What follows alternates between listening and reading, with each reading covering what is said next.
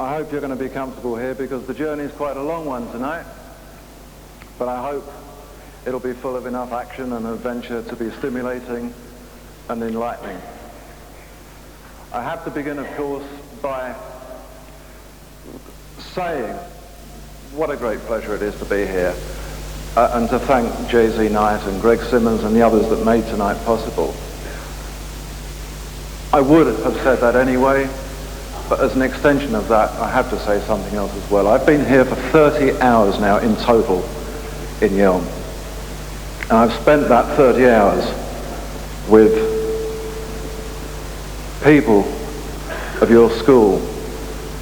And I've learned something in that 30 hours that extends on what I would have said anyway. Yes, this is a pleasure. I'm very grateful to have had the invite. But I've learned now that it's more than a pleasure. It actually is an ultimate privilege to be here with you. You have something here which I've learned in a very short space of time is terribly, terribly special. You have to treasure this school. You have to treasure the concept of what you belong to and nurture it, because I believe in time to come you will be a very, very important and influential group.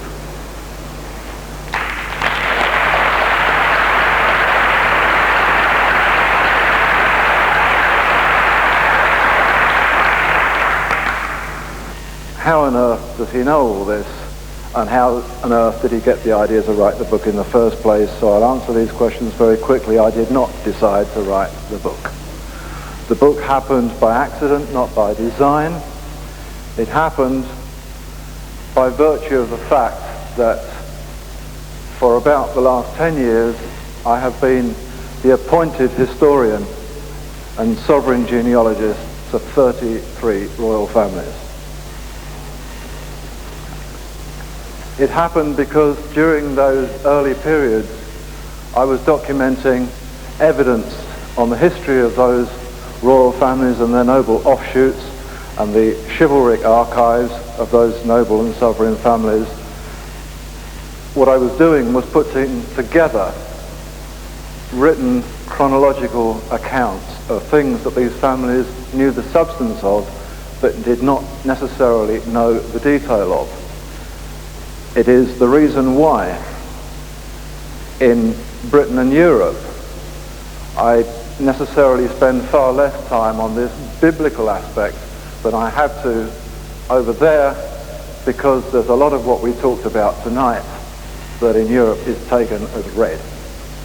It was never any secret when my book came out to the majority of people that Jesus was married and that Jesus had heirs, because it was written as such in very many family archives, not necessarily just private, but in the open domain. The published papers of Mary, Queen of Scots, talk about it at length. The papers of James II of England, who wasn't deposed until 1688, talk of it at length.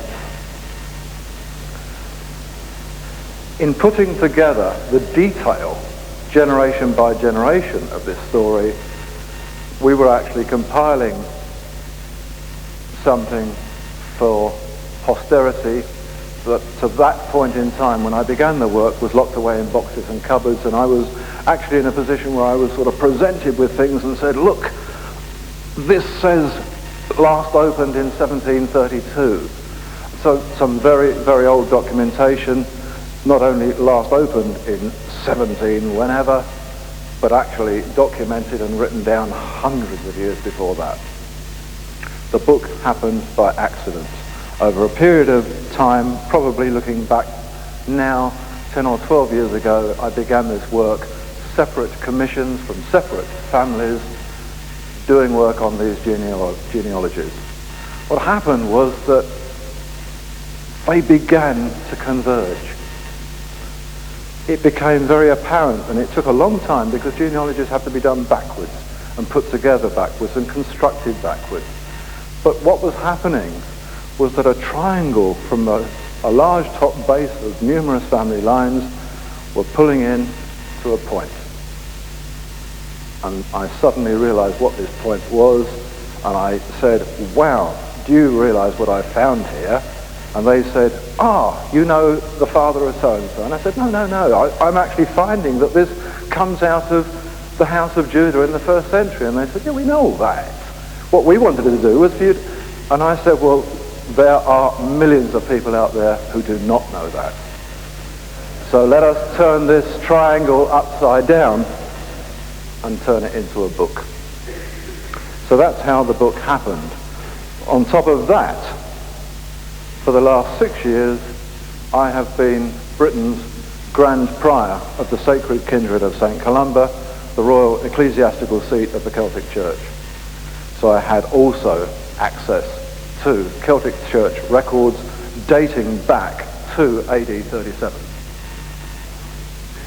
I also, because of my attachment to the families, to the knightly orders, had access to Templar documents, to the very documents that the Knights Templars brought out of Europe in 1128 and confronted the church establishment with and frightened the life out of them, because these were documents that talked about bloodline and genealogy. And we'll get on to that. So that's how it came about. That's how I was able to do it. If I had have sat in my living room one night and said, I think what I might do next year is to write a book about the descendants of Jesus, would never have happened, would it? I mean, where do you begin? These things have to happen by accident, and only when they do so can you be so thoroughly convinced so soon. What I'm going to do tonight is to try and structure what I say in two parts. It occurs to me that in covering, in a short space of time, 2,000 years of history, that 2,000 years deserves a break somewhere in it, so we will be having a short interval, and we will be having that in 1,000 years' time.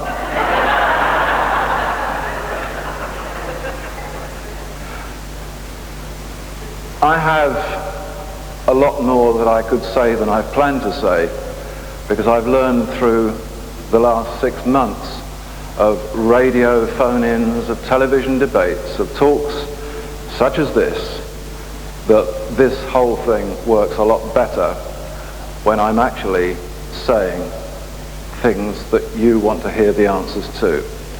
So I have structured this whole thing, and I've structured it chronologically.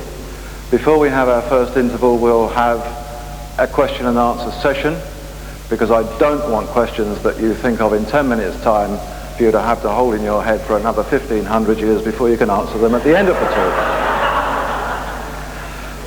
So we'll do it that way. Those of you that have spent time with me since a little before this time yesterday will know that I am very happy to spend all of my time winging along with things, talking off the cuff from the top of my head, and there is nothing that I like better, because in doing that there is an element of spontaneity and passion that one can't always get from what might be classified as an academic lecture.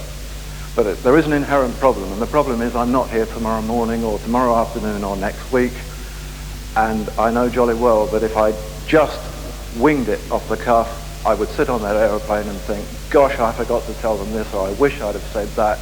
So what I will be doing outside of the question and answer sessions is to work from prepared notes, so that I know that in essence I've covered the broad aspects of what I want to say, and I'll leave it for you to take me into other directions. So tonight we're going to embark on a time-honored quest. Some have called it the ultimate quest. The Christian Church has condemned it as a heresy. And it is, of course, the quest for the Holy Grail. A heresy is described in all dictionaries as an opinion which is contrary to the orthodox dogma of the Christian bishops. And in this regard, those other quests, which comprise much of today's scientific and medical research, are equally heretical. The word heresy is in essence nothing more than a derogatory label, a tag used by a fearful church establishment that has long sought to maintain control of society through fear of the unknown. A heresy can therefore define those aspects of philosophy, research, which quest into realms of the unknown, and which from time to time provide answers and solutions that are quite contrary to church doctrine. In strictly religious terms, most of the world's population is heretical, because the Christian church, the church that defines heresy, represents little more than a quarter of that overall population. As for the remaining three quarters, the Jews, the Muslims, the Buddhists, the Hindus, and everybody else, they are by Christian definition heretics and infidel.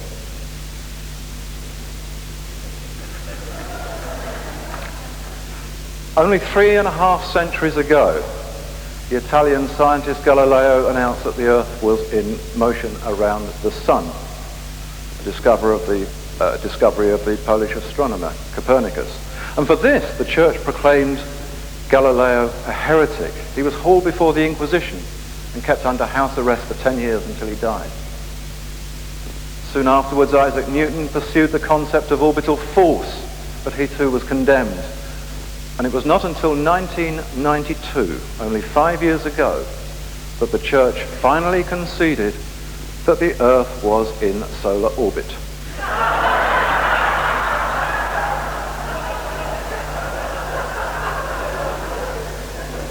Indeed, it was not until the summer of last year that the notion of hell was abolished by the General Synod of the Anglican Church. And it was this very notion, the notion of hell, which had caused such problems for Galileo, Newton, and others. The Catholic Church, on the other hand, maintains the notion of hell. And so, in the eyes of Rome, the Anglican Protestants have now been defined as heretics. Historically, as far as the Christian church was concerned, the earth was flat. It was at the center of the universe. Heaven was above the earth, hell was below. As a consequence, therefore, the earth had to be flat. It couldn't possibly be in motion, certainly not orbital motion, because if that was the case, then heaven and hell would have to move as well, and it was maintained that they did not. So despite all geographic and scientific discovery, it was not until this present decade that the church formally accepted that the earth was round and in orbit. And so as a natural result, the notion of hell below was abandoned less than a year ago by the Church of England. From this it follows that the concept of heaven above must also have been discarded. But as yet there's no official pronouncement in this regard.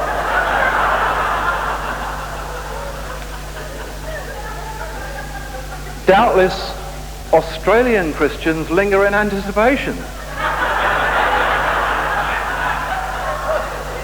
because they must have always been totally confused as to where their heaven and hell lay in relation to those applied to the Northern Hemisphere.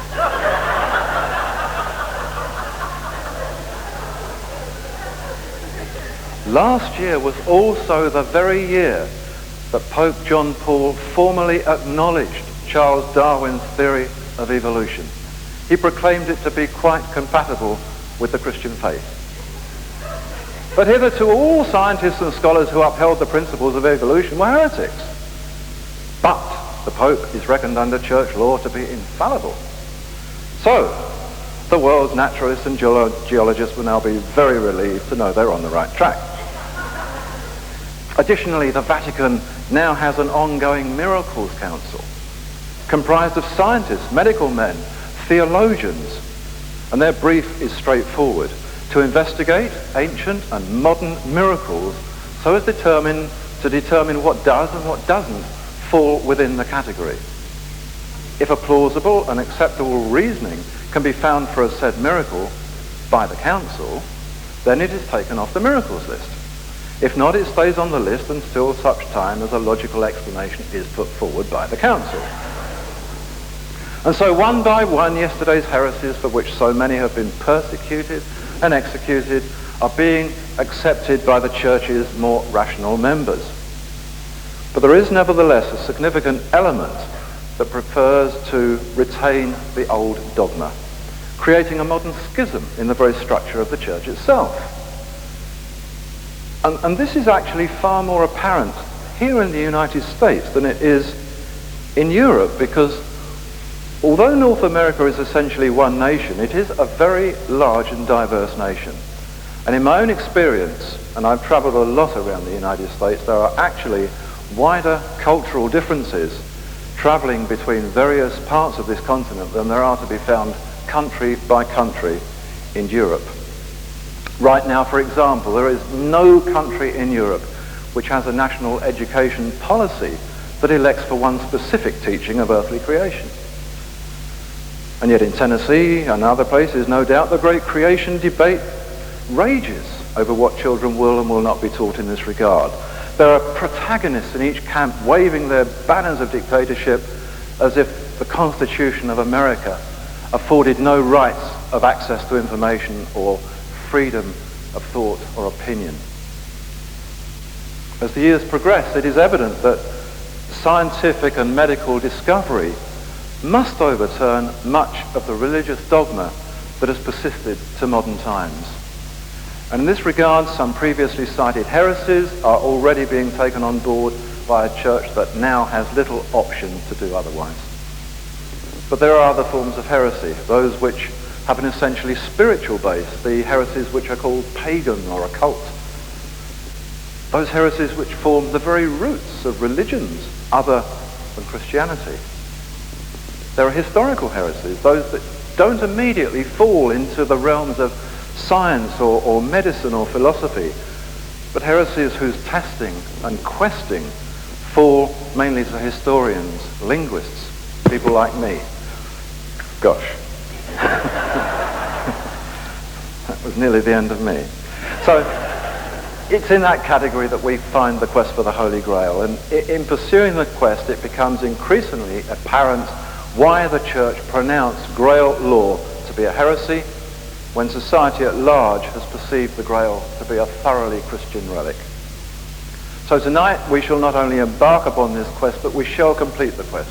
We'll discover not only what the Holy Grail is, but where it is. We shall find out precisely why the Grail has posed such a problem for the church establishment, and perhaps most important of all, we'll gain insight into the overriding social importance of the Grail today. Quests are by their very nature intriguing. History and historical research are enlightening, but the findings from neither are of any use whatsoever unless there are present-day applications which, like science and medicine, can sow the seeds of a better future. History is no more than recorded experience, generally the experience of its winners.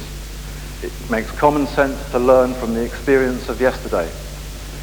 It's that very experience which holds the moral, cultural, political, social keys of tomorrow. And it's in this context that the Holy Grail supports that which we call the Messianic Code. And this is the code of social practice instituted by Jesus when he washed his apostles' feet at the Last Supper. It pertains to the obligations of giving and receiving service. It determines that those in positions of elected authority and influence should always be aware of their duties as representatives of society, obligated to serve society, not to presume authority over society. It is the essential key to democratic government. This is defined as government by the people, for the people. Without the implementation of the Grail Code, we experience the only too familiar government of the people. This is not democratic government. Now, in the course of our journey, we'll be discussing many items which are thoroughly familiar, but we'll be looking at them from a different perspective to that normally conveyed. In this regard, it will appear that we are often treading wholly new ground. But in fact, it was only the ground that existed before it was carpeted and concealed by those with otherwise vested interests. Only by rolling back this carpet of purposeful concealment can we succeed in our quest for the Holy Grail. So our quest will begin in the Holy Land of Judea in the time of Jesus, and we'll spend a good while there. In fact, we'll spend the next 1,000 years of our time in that time. I will not move from that era until we break, because it will take that long to set the emergent scene for the next 2,000 years of history. We'll be travelling through the Dark Ages then to spend some time in medieval Europe. The Grail mystery will then be followed into King Arthur's Britain and eventually, in time, to the United States of America, where the American fathers were among the greatest exponents of the Grail Code. Eminent Americans such as George Washington, John Adams, Benjamin Franklin, Charles Thompson, Thomas Jefferson were as much champions of the Holy Grail as were King Arthur, Sir Lancelot and Galahad. At the allotted time, I will be breaking and asking questions, but now the quest begins. Bloodline of the Holy Grail, the book, has been described as the book of Messianic descent. It was a radio interviewer that called it that. And it's an apt title because it carries the subtitle, The Hidden Lineage of Jesus Revealed. This, of course, indicates that Jesus had children, and by implication, therefore, that he was married. So was he married? Did Jesus have children? If so, do we know what happened to them? Are the descendants alive today? The answer to each of these questions is yes.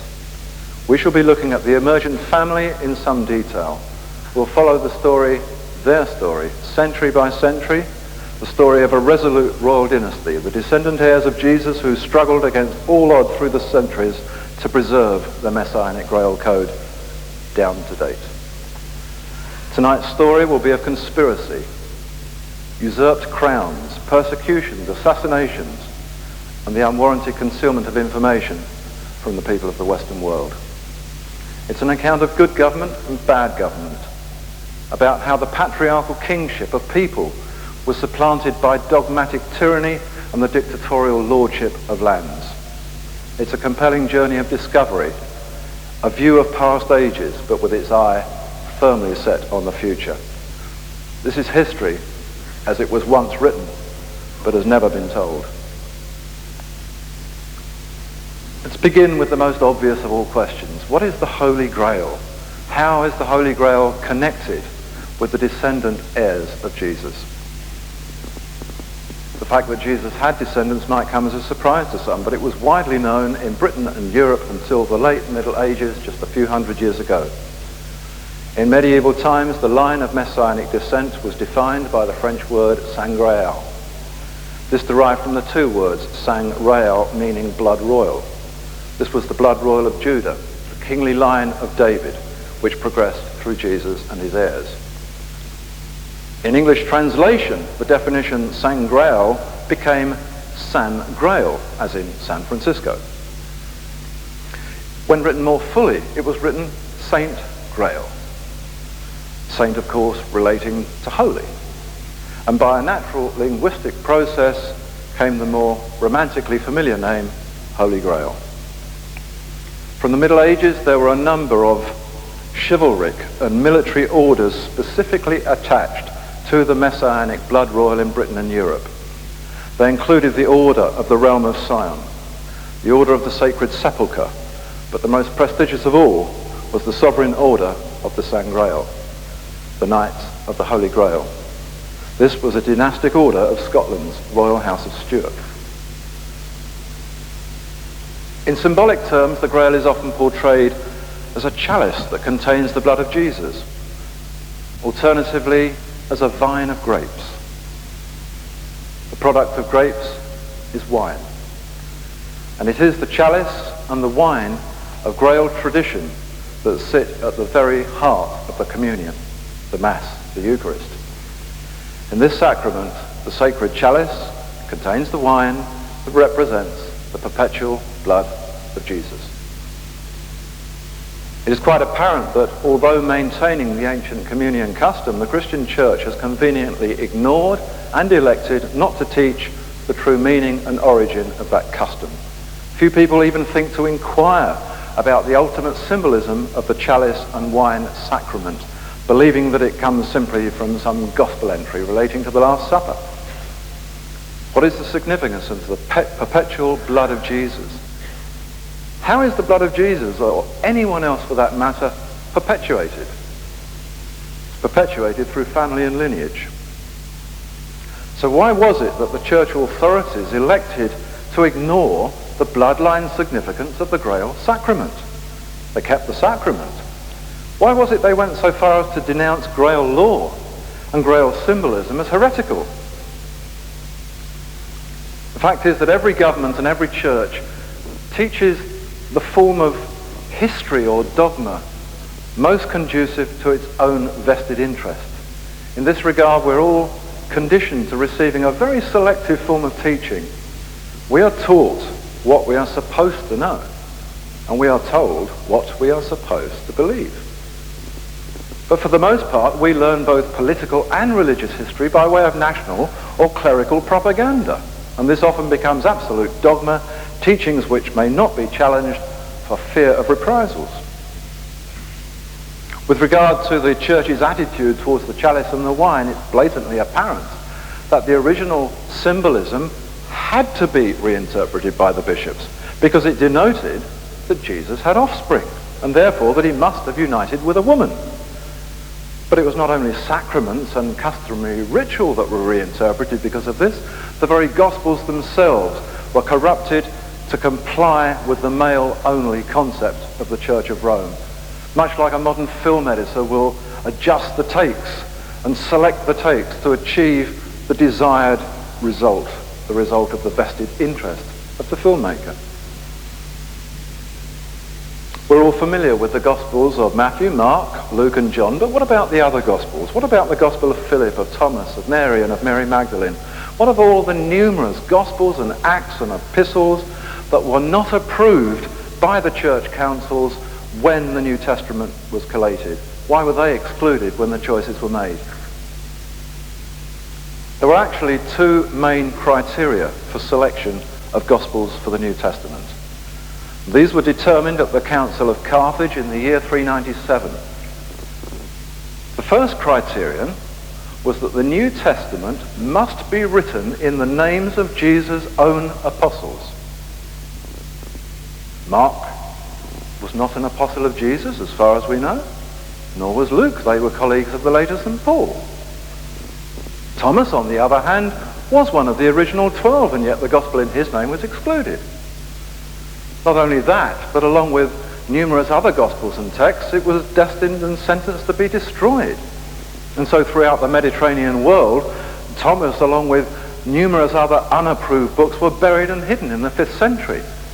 Only in recent times have some of these manuscripts been unearthed, with the greatest find being at Nag Hammadi, 1,500 years after the burial of these documents, found in 1945 in Egypt. But although these books were not rediscovered until this present century, they were used openly by the early Christians.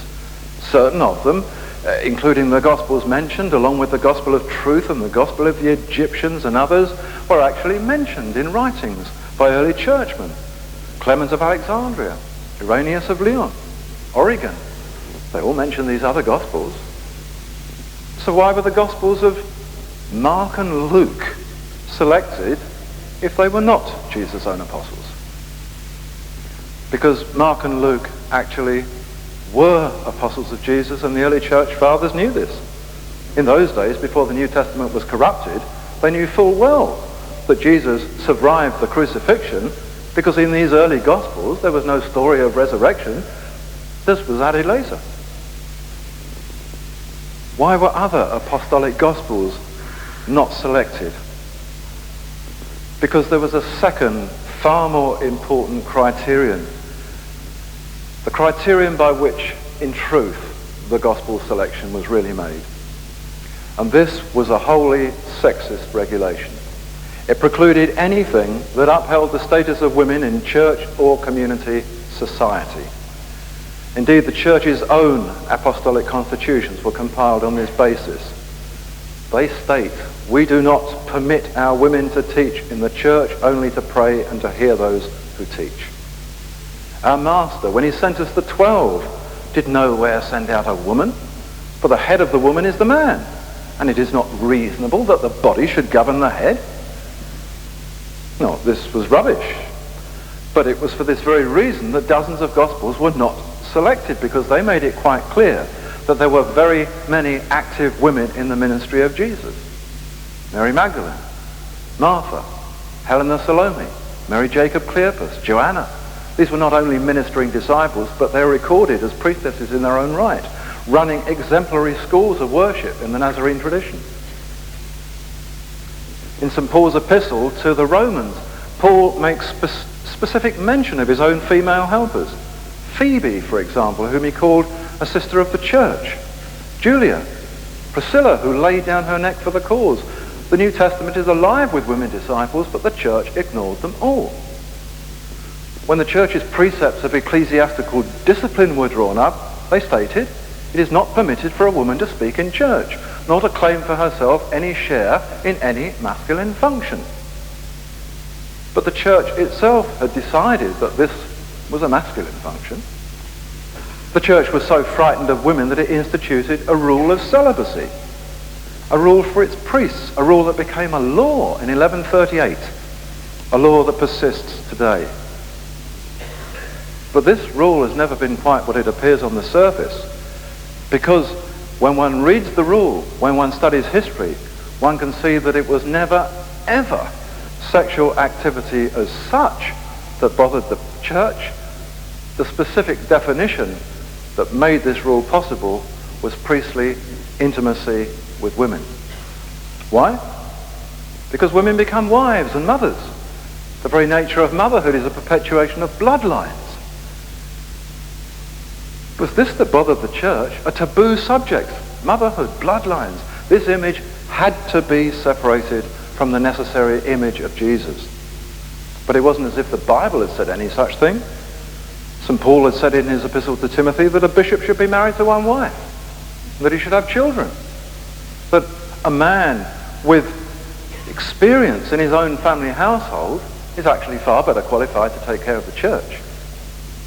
So even though the Roman church authorities claimed to uphold the teaching of St. Paul in particular, they chose to completely disregard this explicit directive to suit their own ends so that Jesus' own marital status could be strategically ignored. But the church's celibate, unmarried image of Jesus was fully contradicted in other writings of the era. It was openly contradicted in the public domain until the perpetuation of the truth was proclaimed a punishable heresy only 450 years ago in 1547, the year that Henry VIII died in England. But it's not just the Christian New Testament which suffers from these sexist restrictions. A similar editing process was applied to the Jewish-based Old Testament, and this made it conveniently suitable to be added to the Christian Bible. This is made particularly apparent by a couple of entries that bypass the editor's scrutiny. The books of Joshua and 2 Samuel both refer to the much more ancient book of Jasher. They say it's very important, the book of Jasher. Where is it? Not in the Bible. Like so many other books, it was purposely left out. But does it still exist? Yes. The 9-foot Hebrew scroll of Jasher still exists. It has been historically important for a long, long time. It was a jewel of the court of Emperor Charlemagne, and the translation of the book of Jasher was the very reason that the University of Paris was founded in the year 800. That was about a century before the Old Testament that we know was actually put together. Jasher was the staff bearer to Moses. His writings are of enormous significance. The accounts relate to the story of the Israelites in Egypt, to their exodus into Canaan. But these stories differ considerably from the way we know the story today. They explain that it was not Moses who was the spiritual leader of the tribes who crossed the Red Sea to Mount Sinai. The spiritual leader was Miriam.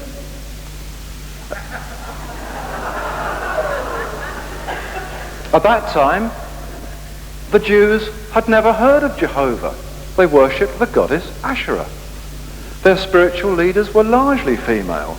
Miriam posed, according to the book of Jasher, such a problem in his attempt to create a new environment of male dominance that he imprisoned her.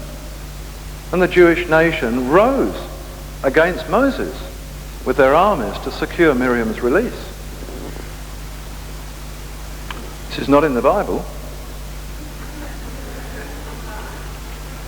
So let's move to where the Christian story itself began. Let's look at the Gospels themselves, and in doing that, let's see what they actually tell us as against what we think they tell us. Because we've all learned to go along with what we're taught about the Gospels in schoolrooms and churches. But is the teaching correctly related always? Does it conform with the written scriptures? It's actually quite surprising how much we think we know, but we've learned it just from pulpits or from picture books, not from necessarily studying the text. The Nativity story itself provides a good example. It's widely accepted, and the Christmas cards keep telling us that Jesus was born in a stable. Gospels don't say that. There is no stable mentioned in any authorized gospel. The Nativity is not mentioned at all in Mark or John, and Matthew says quite plainly that Jesus was born in a house. So where did the stable come from? It came from a misinterpretation, really, of the Gospel of Luke, which relates that Jesus was laid in a manger, not born, but laid. And a manger was then, and still is, nothing more than an animal feeding box. And one only has to study society history of the time to recognize the fact that it was perfectly common for mangers to be used as cradles, and they were often brought indoors for that very purpose. So why has it been presumed that this particular manger was in a stable? Because the English translations of Luke tell us that there was no room in the inn.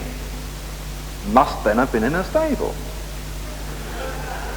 But in fact, the pre-English translations of Luke don't talk about any inn. The manuscript of Luke does not say there was no room in the inn. In fact, there were no inns in the East in those days.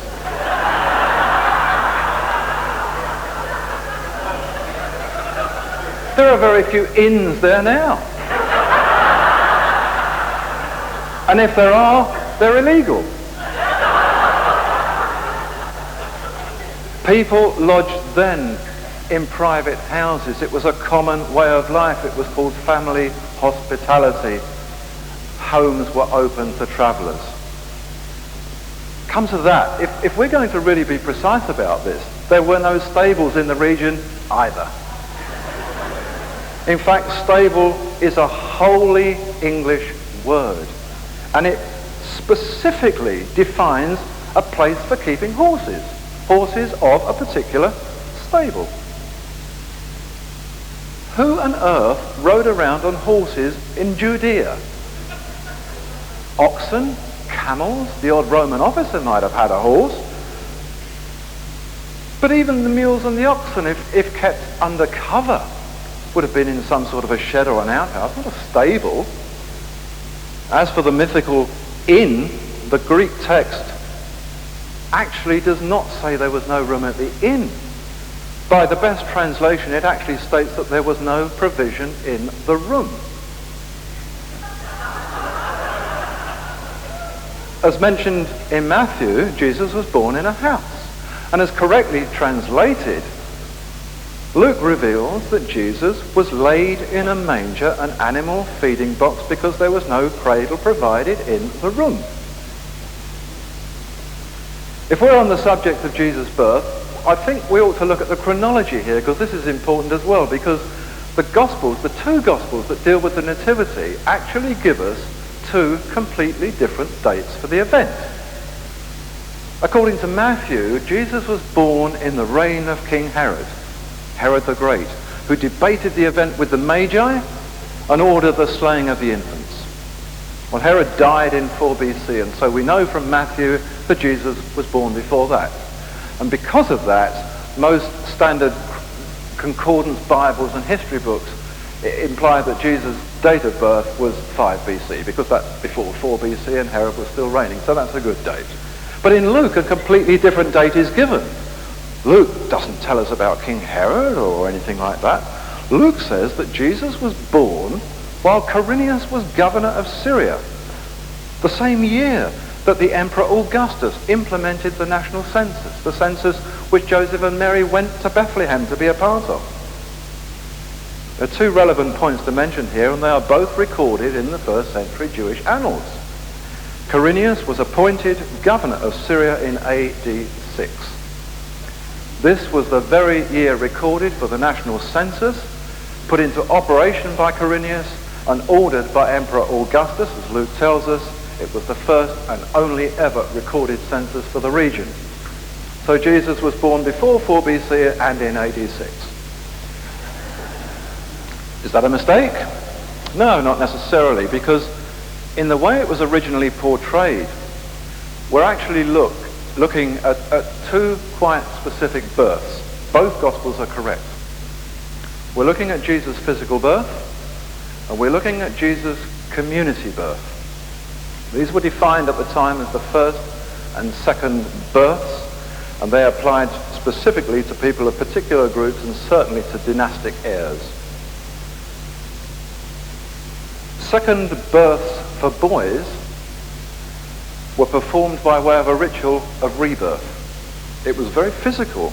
They were wrapped in swaddling clothes and born again from their mother's womb. It was a physical ceremony. Second births for boys took place at the age of 12. So we know that Jesus was 12 in AD 6. Unfortunately, the latter-day transcribers of Luke completely missed the significance of this, and it was in their endeavour to somehow tie this event about swaddling clothes and being born then, led to this mention of the nonsense about the stable.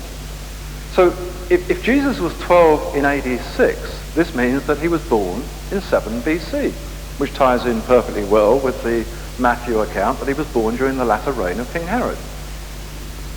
But we now discover what appears to be another anomaly, because Luke then says later in the Gospel that when Jesus was 12 years old, his parents, Mary and Joseph, took him to Jerusalem for the day. They then left the city to walk home for a full day's journey with their friends before they realized that Jesus was not in their party. They then returned to Jerusalem to find him at the temple, discussing his father's business with the doctors. Well, what sort of parents can wander for a whole day in the desert without knowing that their 12-year-old son's not there?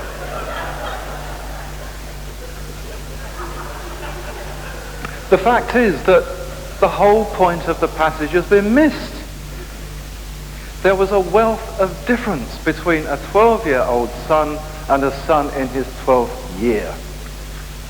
When a son, on completing his initial 12 years, that is to say, actually on his 13th birthday, was initiated into the community of the ceremony of his second birth, he was regarded as commencing his first year. It was the original root of the modern bar mitzvah. His next initiation, the initiation to manhood in the community, took place in his 9th year, when he was 21, the root of the age 21 privilege. Various degrees followed, and the next major test was in his 12th year, at the end of his 12th year, at the age of 24, on his 24th birthday. When Jesus remained at the temple in his 12th year, he was actually 24. Not surprising that they expected him not to perhaps be around wandering through the desert with them. So his discussion with the doctors related to his next degree. He would have discussed this at the time with the spiritual father, the father of the community. And indeed, he did. It was the father's business he discussed, his father's business. The father of this era is recorded. The spiritual father of the community at that time was Simeon the Essene. And if we look back a few verses in Luke, we see that it was exactly this man, the just and devout Simeon, who had legitimated Jesus under the law. So can we trust the Gospels? Well, as we can see, the answer is yes. We can actually trust the Gospels to a point, but what we can't trust is the way that they've been convoluted and distorted and taught to us by people who don't understand what they actually said in the first place. The present English language Gospels date back effectively to the authorized Bible compiled for the Stuart king James I in the early 17th century. This was published and set into print no more than 165 years before America's Declaration of Independence, only a few years before the first Pilgrim Fathers set sail from England. The Gospels of the early church were originally written in 2nd and 3rd century Greek. Along with the Bible as a whole, they were translated into Latin in the 4th century. But it was then to be more than 1,000 years before any English translation was made. Bible translation was risky then, though. 14th century reformer John Wycliffe was denounced as a heretic for translating the Bible into English. His books were burned. In the early 16th century, as we move on, William Tyndale was strangled as a form of execution in Belgium and then burned, just in case he wasn't dead, for translating the Bible into English. A little later, Miles Coverdale, a disciple of his, made another translation. And by that time, the church itself had split up quite nicely, so Coverdale's version was accepted by the Protestant church. But he was still a heretic in the eyes of Rome.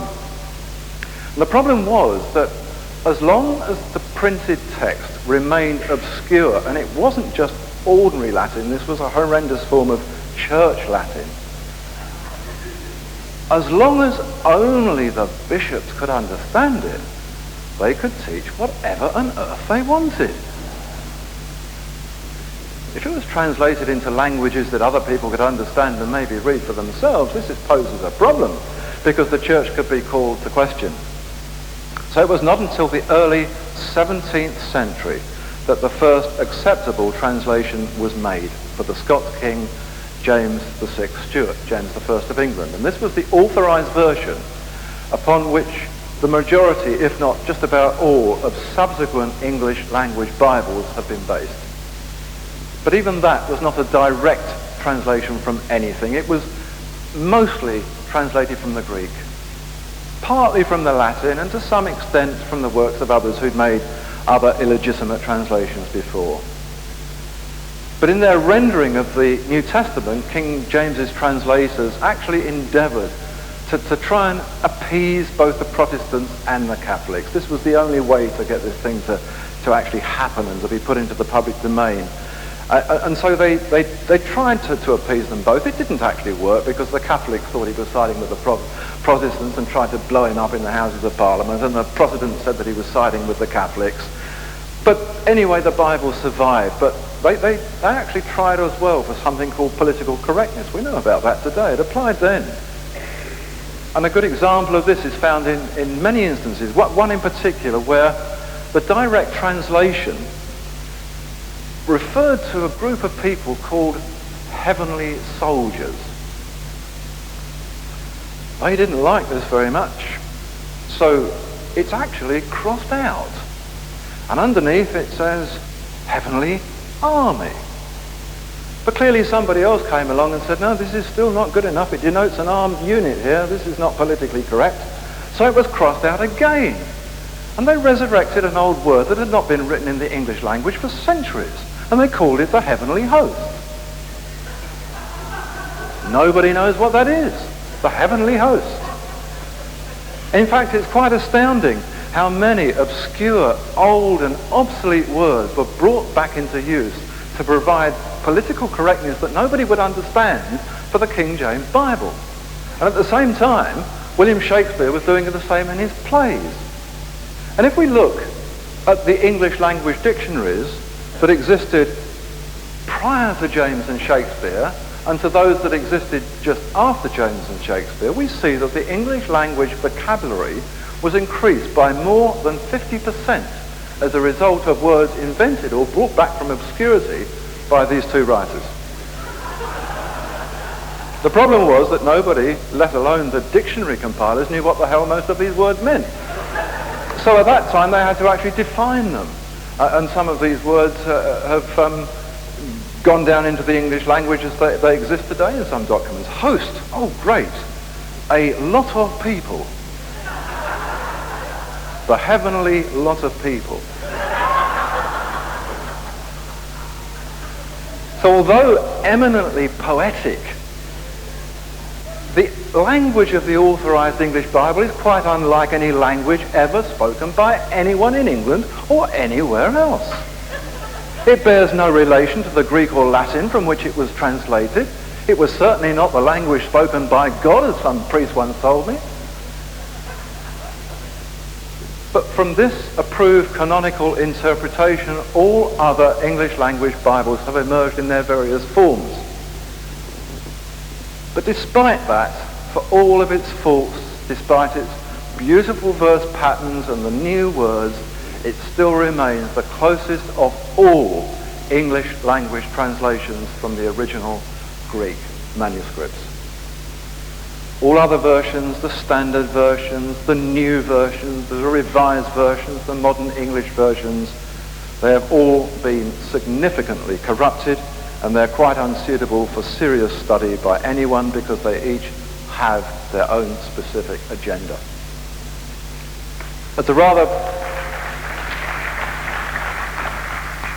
We can cite an extreme version of how this works in practice. We can look at a Bible currently issued today in Pacific New Guinea. In Pacific New Guinea, on a daily basis, there are tribes who experience familiarity with no other animal but the pig. In their current edition of the English language Bible, every animal mentioned in the text, whether originally an ox, lion, ass, sheep, or whatever, is now a pig.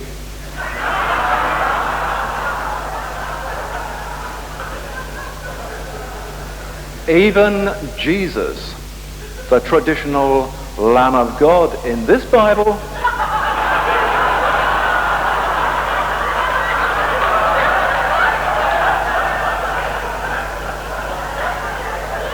the pig of God.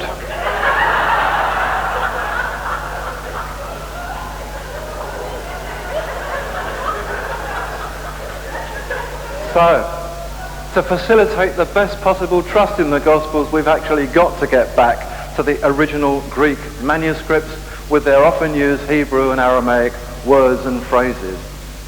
And in so doing, we discover that just as with the Nativity story, a good deal of relevant content has been misrepresented, misunderstood, mistranslated, or simply just lost in the telling. Sometimes this has happened because original words have no direct counterpart in other languages. We've all been taught that Jesus' father, Joseph, was a carpenter. Why not? It says so in the Gospels. They actually do say that. Didn't say that in the Gospels. By the best translation, it actually said that Joseph was a master of the craft. Oh, carpenter.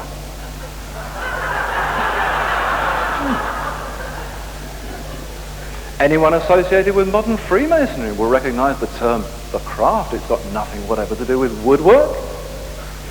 The text simply denoted that Joseph was a masterly, learned and scholarly man. Another example is the concept of the virgin birth. Our English language Gospels tell us that Jesus' mother Mary was a virgin. They keep telling us that she was a virgin. This was translated actually, well, let's consider the word virgin. We understand the word. Yes, it tells us that this was